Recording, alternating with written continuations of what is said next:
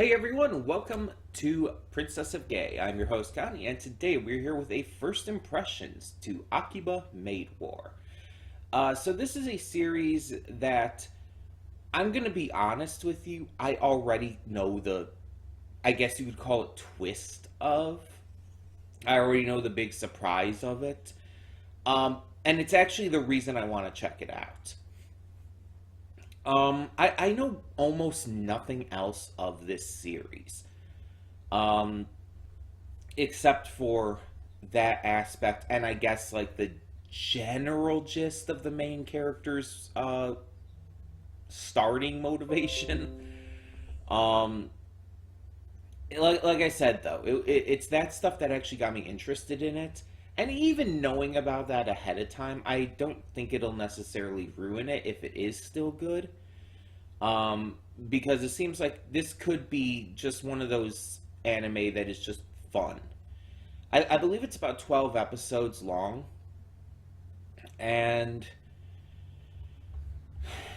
I don't know what the main consensus of it is. Like I've heard people talk about the twist and being amused beyond hell about it, but I haven't heard what people actually think of the series as a whole.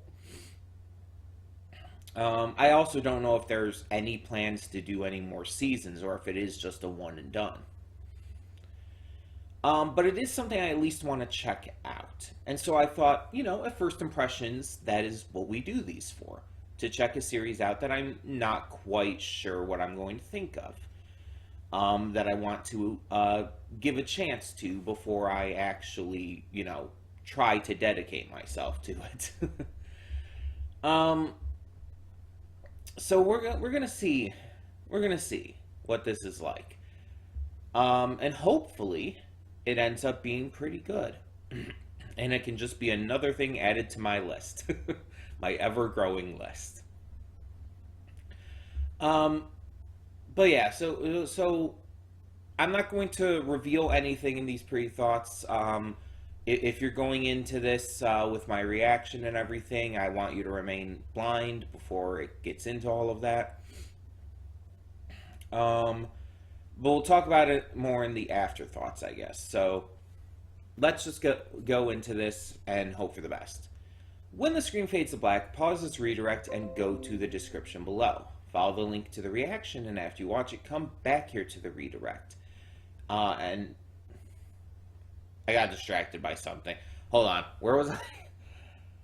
And after it fades to black and then fades back in, everything from that point forward will be my afterthoughts and will contain spoilers to the episode. Good enough. So, that being said, thank you so much for tuning in, and I will see you at the reaction. And we are back, and we'll begin with spoilers in 3, 2, 1, now. So I went and looked at the opening, the cold open again, and I think that is Ranka in the open. The hair color is the same. The hairstyle is a little different, but I mean it's like a 10-year difference. So, but it's similar enough. I think that is her, and that event of like seeing, I guess, who I assume is like her senpai get killed there, kind of caused her to go cold. But also it shows why even though she was new to the Oinky Doink Cafe or whatever it was called, she knew what was already going on and how to handle it. So, yeah. But let's talk about the rest of this. So, I did not expect that this was going to reveal it right off the bat like that. Because going into this, like I said in the pre-thoughts, there are two things I knew. I knew about the big twist, which was that this is basically Maid Cafe meets Godfather. You have these gang wars and everything between the maids, and it's wild in that regard. Um, I knew that going into it because again, it was one of the big things that made me want to check this out. But I also knew the basic synopsis surrounding the main character, who we now know as Nagomi. I knew that the main synopsis was this girl starts at a maid cafe. It's always been her dream, and she gets way in over her head. That's the basic synopsis I have heard. Um, I did not know kind of what the tone for this was going to be, so to see that it's very self-aware and comedic in its murders is, I think, fitting. Like, there's already the absurdity of the fact that this is a maid cafe gang war series. So by having it be self-aware, by having it be silly in that regard, it helps balance it out. It helps the absurdity just thrive while still showing, especially from this first episode, how freaking shocking it can be. Because it's like these characters are dying. It's like you kind of you have to remember that, like when you see like the goofy comical blood squirting all over Nagomi's dress and everything, and her paper bib, while she's standing there in shock that her senpai just shot someone in the head. You have to remember, this lady died. The head of this Moon Rabbit Cafe died. Just like the maid in the cold open, again, Ranka's senpai, it seems, as well as all the other Moon Rabbit Cafe workers that we saw there. Um, which kind of makes me think that cafe's probably closed now, right? Unless I guess, no, because that was the parent company, wasn't it? That was the parent company for Oinky Doink, I think. I think that's what they said. So it's like, yeah, they're probably closed now. But then then if that was the parent company and they're, wasted, who takes over? A lot of questions there. Probably be answered as the series goes along. Um, the characters are good so far. I like the manager of the Oinky Doink Cafe. She's not like this cold-hearted bitch like you kind of would expect someone who's like a higher up in this kind of world to be, like you see from the leader of the Moon Rabbit one. No, she's kind of silly, but also very nice and understanding. Like, it's very clear, for example, Nagomi doesn't do well on her first day there, but you can also see that the manager is very forgiving of that, and she's trying to help Nagomi. And even though, and she's also kind of comical herself. It's like she's making up flyers to replace them if need be and everything. It's like she's not serious. She's not like this serious gang leader. She's just a goofy manager. And I like that. I like that dynamic. Because we already have the serious character with Ranka, who I'll get to more. But Nagomi knows nothing about this. She just wanted to join a maid cafe. Like, she didn't know about all of the behind-the-scenes inner workings. And so, yeah. Nagomi as a character, she's pretty cutesy, pretty nice. They were kind of like joking about that, like, oh, she's already got the ditzy thing down, nice, and everything. And it's like, there are definitely people who would be into that. But also, obviously, it wasn't like an act or anything. It was just her. She's very clearly very ditzy and flustered, and it's like clearly not the best at the job at the moment, but she's not altogether terrible. She has the opportunity to get better for sure. So I'm definitely interested to see where that all goes. And then we have Ranka, who is easily my favorite character right now. Because when you're doing a series that is very clearly comedy, and you have a character who is deadpan and just super serious, but like not in a mean way, like she's actually genuinely trying and being like very open and everything, but the problem is she's so cold and emotionless because of presumably what happened to her in the cold open. It's like, yeah, it's like you can kind of see it, but it's also really fucking cute in its own way. Like, I know that there are people out there who are into that, who are into the kind of like cold, emotionless type of characters and everything. I mean, Maud from My Little Pony Friendship is Magic is hugely popular. And she has that kind of personality. She's not uncaring at all. In fact, she's extremely caring. But she has this cold, emotionless demeanor to her that, unless you know her as a character well enough, you won't be able to see through as easily. And I think that that Ranka is going to be very much the same for me. I love Maud.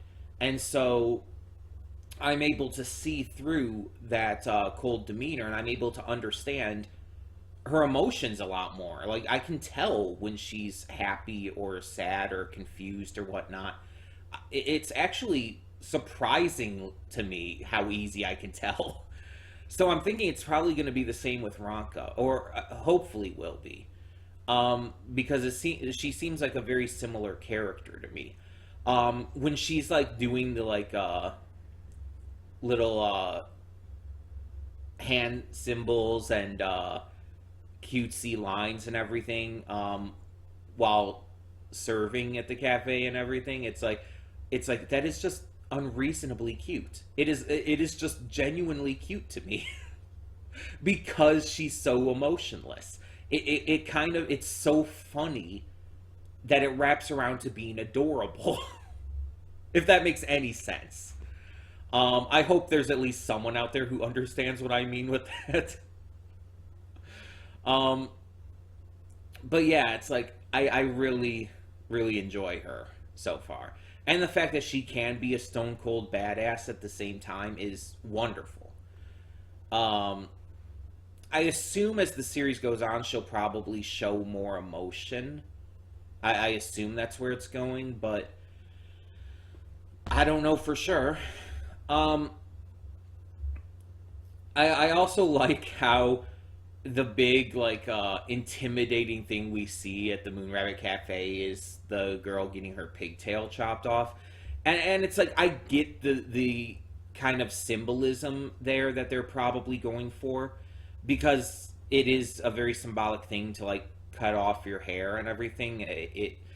I believe it stems from samurai and everything, with the cutting of the top knot and all, which is shown in a lot of different media. You see that thing, you see that kind of thing all over the place in anime, especially. You see it in Naruto, the Sakura does it. You see it in Avatar: The Last Airbender, even though that's not technically anime. But you see it in that with Zuko and Iroh when they cut their ties to the Fire Nation.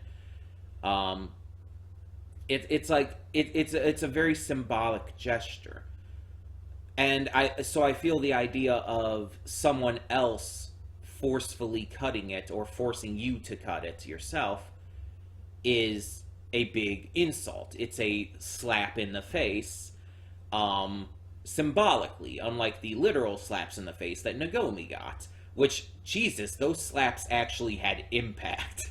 I don't know if it was the sound design or if it was the way they were shot, but there was impact to those slaps. But yeah, I like how that's like the big thing, because again, it's more of a symbolic gesture of dishonor. And I feel like that fits in with the entire kind of mafia gang wars thing we got going on. I feel like it doesn't need to be like, oh, cut off one of your fingers or anything like that. Just something as simple as like a dishonorable, forceful cutting of the hair. It's like, I can understand that. Hell, it's even used in One Piece. It's even shown in One Piece during the Wano arc. So, it's something I very much have seen and understand in various other sources. Um, and again, I love how self-aware it is. Like when you see like the scene of Ranka going ham and killing all the other maids. It's in tune with the music. Like it's like beat by beat going along with the song. And she's even dancing while doing it.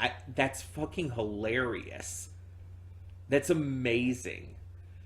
And I actually really love. I feel like some people would be a little confused by it, but I actually really love um, uh, Nagomi. I almost forgot her name. Nagomi's response to all of this.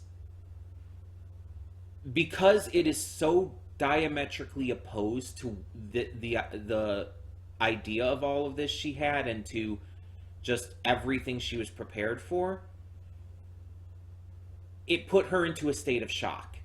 She didn't know how to respond. She just said things that like didn't really matter, like talking about, oh, there's blood on my dress. I guess that's what the plastic bib is for. And it's like, yeah, it's like things that like, why are you saying that? But it's because of shock. And like even when they get back to the cafe and everything, it's like she's just like, you could tell she's barely there. Like she's glazed over. Um, After everything she had just seen, everything like the first murder at the cafe, but at the other cafe, but then of course Ranka killing everyone else. You could see how just absolutely just in shock she is. But then when she's alone in her room, it breaks. Like the dam breaks and the floodwaters just burst in, and it allows her to just like panic. Her shock gives way to panic and to horror at everything she just saw. Like this is a 17-year-old girl, probably just what, fresh out of high school? Like, yeah, she's probably terrified out of her fucking mind. She just saw a shit ton of girls get violently murdered. Also, speaking of, how many bullets did that gun hold? Because she did not reload. I swear she didn't. Unless I missed something somehow, I don't think she reloaded at all. Unless it just didn't show that. Just to, because it's goofy, it's comedy, it's self-aware. It's like maybe they just didn't like worry about that because of that, but yeah, it's just something I thought about. But yeah, so I dig this. I think this is really funny, really cutesy, and delightfully violent. Like in the right way. That it's not just about the violence or anything. That it's used for comedic effect, just as much as shock value. And I definitely have to check to see if there's any reactions on YouTube, especially from anyone who just does not know going into this what this is, because that would be an amazing reaction to see. But yeah, so I think it's pretty clear that we will be continuing this in the future. It's just going to be put onto the list. I don't know when we'll get to it, whenever I feel like doing so, basically. And we'll just kind of go from there. So yeah, I really enjoyed this, and I'm really interested to hear what you thought of it. Whether you watched it for the first time with my video, or if you've already seen it before. Let me know your thoughts down in the comments below. And also, which of the two main girls is your favorite, Nagomi or Ranka? Let me know, and for now, I'm Connie, and I'm signing off. See y'all next time.